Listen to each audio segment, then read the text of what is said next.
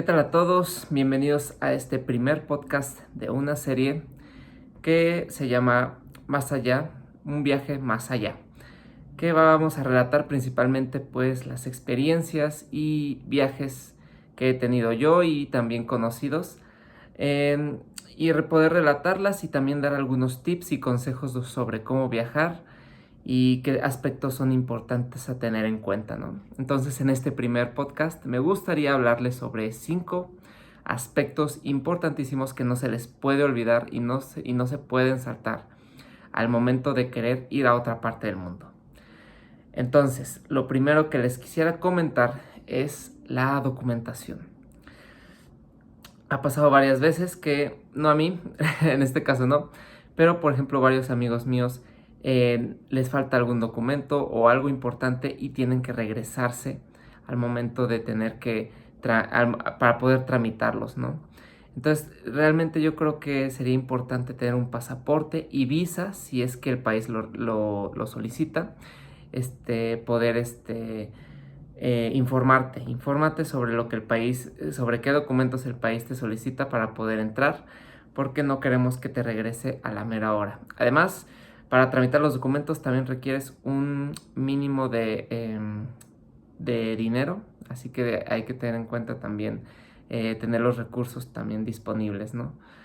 Y ese sería el primer aspecto. El segundo es uno que es muy importante y yo llegué a equivocarme en y es que al momento de ir a algunos países, por ejemplo en Europa, que son muy estrictos sobre esto, te piden un poco sobre sobre tus inmunizaciones y vacunas. Sí, hay países que requieren algunos requisitos de salud que tú tengas para poder entrar, como por ejemplo alguna inmunización del sarampión, a lo mejor se llegó a tener solicitudes para poder entrar, tener una inmunización del COVID, ¿no? Tener al menos 2 dosis. Entonces, esta clase de cosas son esenciales al momento de entrar a un país, ver qué requisitos de salud te piden y poder ponerte esas inmunizaciones o algún otro requisito de salud que tengan, que te estén pidiendo, ¿no? Entonces, eso sí no se te puede olvidar, eso sí tienes que tenerlo muy en cuenta, porque a mí me pasó y yo me tuve que regresar para poder vacunarme y entonces ya poder entrar al país que yo quería. Fue en Alemania justo cuando quería hacer un viaje a varios países de Europa. Alemania no pude entrar. Entonces, el tercer aspecto en cuenta que quisiera que tuvieras en cuenta, perdón, eso fue muy redundante, es que es muy importante saber la cultura, religión, comportamientos, cómo son las personas de ahí. En general tienes que informarte sobre cómo es la gente ahí, ¿sí? ¿A dónde vas? ¿Qué pasa ahí? ¿Qué hacen, no?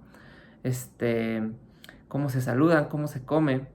Por ejemplo, en China, en países asiáticos también, en general, se come mucho con los palillos y antes se agradece por la comida. No hacer eso, pues la gente suele verte un poco extraño, suele verte con un poco como si fueras alguien extraño, alguien raro, el no hacer eso.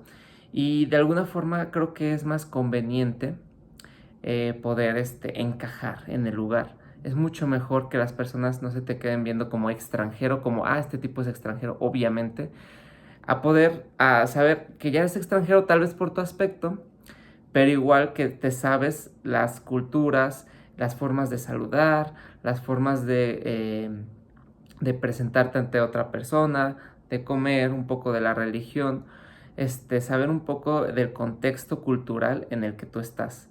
Y eso realmente las personas de ahí lo aprecian y y les gusta mucho ver a gente pues que les interese sobre dónde están ellos, ¿no? Sobre dónde viven.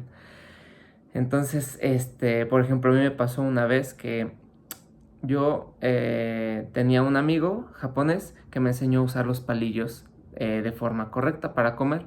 Cuando yo fui a Japón, al comer de esa forma, se me acercó una persona. Mi japonés no es muy bueno, pero entonces ya le pedí que hablara en inglés y él me dijo que sabía comer muy bien, que sabía utilizar muy bien los palillos. Entonces, Te puedo decir que sí, la gente nota de cierta forma que cómo sabes un poco sobre la cultura, sobre cómo es en el país en el que tú estás específicamente, ¿sí?